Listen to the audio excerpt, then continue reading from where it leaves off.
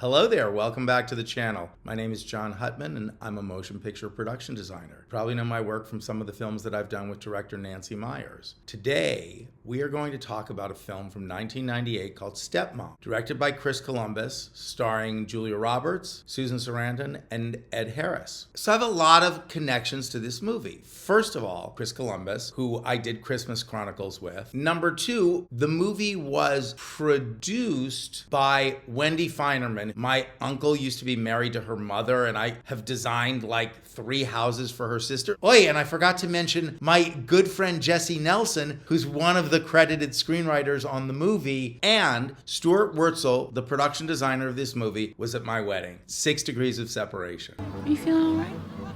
Yeah, I'm fine. I'm great. A little bit tired.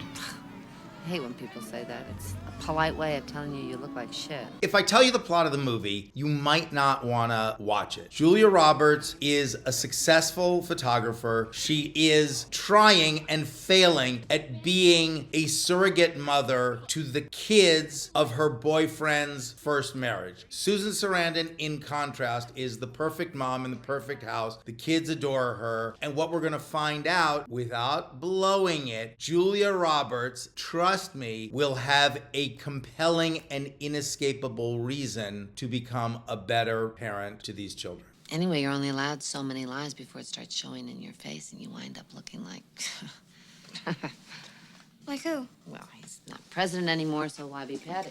You come in the front door and the living room is on your right and the staircase is not straight in front of you. The staircase is perpendicular to the center hall, off to the left, and you know that when you're in the living room and you see that beautiful staircase in the background. It's separated from the main hall by a square arch with square columns. To the right from the staircase is the dining room, I believe. Behind the staircase on the left is the kitchen. Living room, couch, fireplace, and then we go upstairs where we have the upstairs hallway built around the central staircase, little window alcove, which is framed in a way that's going to set us up for Jackie's bedroom. There are several key anchor spaces in this house. Kitchen is the number 1 that we see. Entryway, front door is number 2. The first shot of the kitchen of Jackie's house, I felt in my heart like I was home. We have a classic, timeless, my kind of kitchen. White cabinets, glass cabinets above. It's this mixture of what we love in the movies of this period. And I wouldn't call this a rom-com, but we're definitely living in the aesthetic of white cabinets, warm pine. There's this hutch that balances out the room on the left side. And then what I love is this little back staircase. Totally architecturally correct and appropriate for a house of this period. But there's something about that stair where it is that draws your eye into the room. The island has a tiled top as opposed to a wood top or a stone top, which might not be the choice that we would make today. But it is the combination to me of the white cabinets and then you have this warm pine wood on this big oval table with the French provincial chairs, all kind of waxed pine, and this waxed pine sideboard that gives the room its warmth.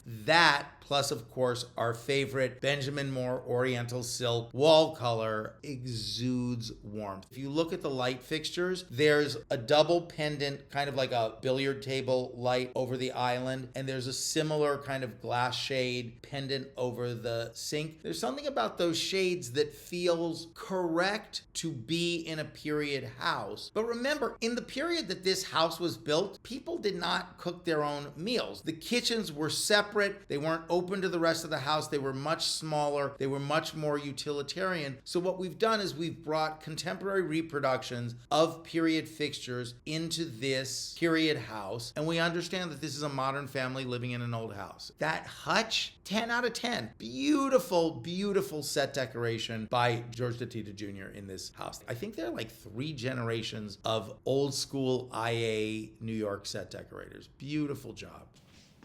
Anna! You do not run out on your mother. No, that's your job.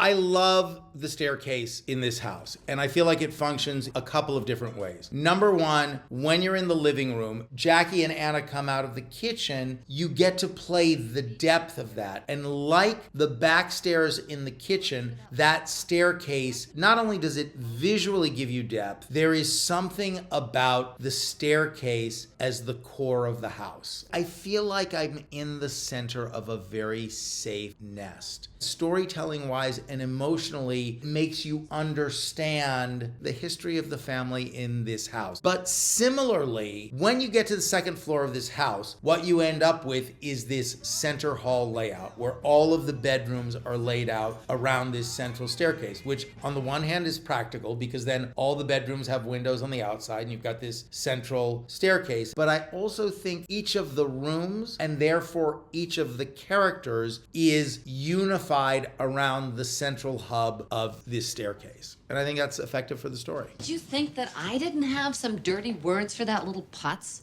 You have this sense, all the roads in the house, the path from the kitchen, the stair down from the upstairs, the entrance from the front door, all roads bring you to this central space. You feel that this is a family home. There is something about the sofas. It has throws, it has pillows, it's overstuffed. It's got these two striped matching armchairs and the wax pine coffee table. There is a warmth and a detail and a layering of the pieces in this house which speak to the history of the home and the history of the family. And yeah, you're definitely on a stage. I would have put the tree in the same place outside the window. I would have said to the greensman, a little to the right, a little to the right, up, boom, that's it. And it's right centered in the window, which never would be. Does that mean, though, that you let him kiss you with your mouth shut?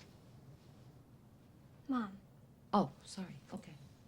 In this scene, it's an excuse to use the dining room, which is a little bit formal. And it's the other room other than Jackie's bedroom where we see wallpaper. It's a soft green floral chintz, white trim. We've got the sideboard with kind of fancy china in it. There are definitely leaded glass side lights in this room and also adjacent to the living room. It made me think of this apartment set that I designed for Nicole Kidman in Sidney Pollack's movie, The Interpreter. There is something about leaded glass. Once upon a time, they didn't make big sheets of glass. So if you wanted to have a window, you had to have a way to break up the panes. And so they used to do what was called leaded glass because you had small panes of hand-blown glass that were put together literally with lead. As the world has progressed, this has now become more of a decorative choice. But what's lovely about it is in contrast to the diamond-shaped wood mullions on the exterior windows, these are lighter weight and darker in color, so they're a very effective screening device. I can see through them, but the glass tends to be either hand blown, so it's a little bit textured, or sometimes you even use textured glass. It stops your eyes, so it's a way to have depth and openness and transparency, and it's another way the designer conveys the architectural style of the house. Mommy, What, sweetie? if you want me to hate her, I will. There's an earlier scene where we see Jackie's bedroom. First of all, the setup of the bedroom is different. But right now, they kind of get to dance around the whole room. You get to see these 3 mirrored closet doors with each one of them reflected in one of the doors. We will understand later, she kind of consolidates everything. Her desk, her sewing machine, the armchair with the ottoman comes together to become a chaise. The framing of the chaise in the bay window, it's like a bay sitting area in her bedroom. The way that set is designed so that you've got the light coming in the bay window, the bay is framed in this arch, and there is this toile wallpaper, this subtle traditional print, red on white. The wood furniture is a little bit darker in this room. Comfortable, traditional. I'm gonna call it George Smith furniture because that's where it all came from. And back in the day, if we didn't get it from George Smith, we copied it from George Smith. Sorry. This tableau is like a painting, and the story it tells is that she's built this perfect home and she can't stay. I feel like the design of the whole movie and the setup of this whole house, it's like the perfect bookend. The kitchen is the establisher, and these two scenes in the bedroom frame the arc of this story. There is a similar, smaller corner bay with an arch in the upstairs hallway, which is where she has the conversation with her daughter. And there is something about the first conversation that sets up the second conversation. The upstairs hallway has one of those banisters that runs all the way around the staircase, and you get the sense of the heart of the house and everything built around a center. And Susan Sarandon is there sewing, a little trad wife sewing your daughter's Halloween costume, as you do. And again, we have our nice, warm, country antiques. And by the way, I love that detail of the upper sash of the windows has this little triangle detail, and that comes from the exterior of the house. We really have a sense of the whole house, starting on the exterior. This is like a mashup of a Victorian house with colonial details. It's the kind of house that was very popular in the early decades of the 20th century. I'm gonna call this an Edwardian house, meaning it was built in probably the 19-teens. It's got a mansard roof, so it actually has a third story, which doesn't really play in the film. It's like gray with cream trim. It's in Nyack, New York, which was my guess. I looked it up.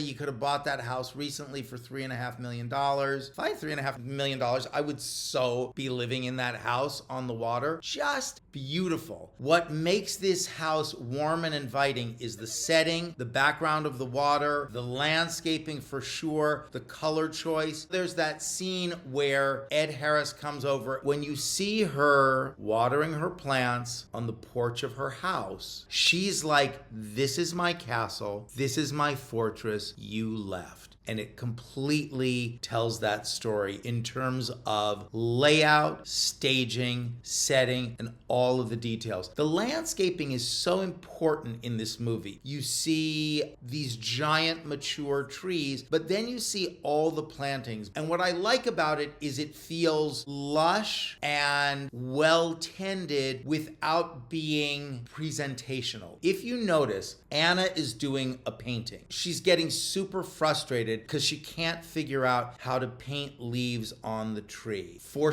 a reason that we don't yet understand, instead of green at the top of the tree, it's yellow. And the next scene takes us to an exterior of trees with yellow leaves. That's like beautiful, planned, considered filmmaking.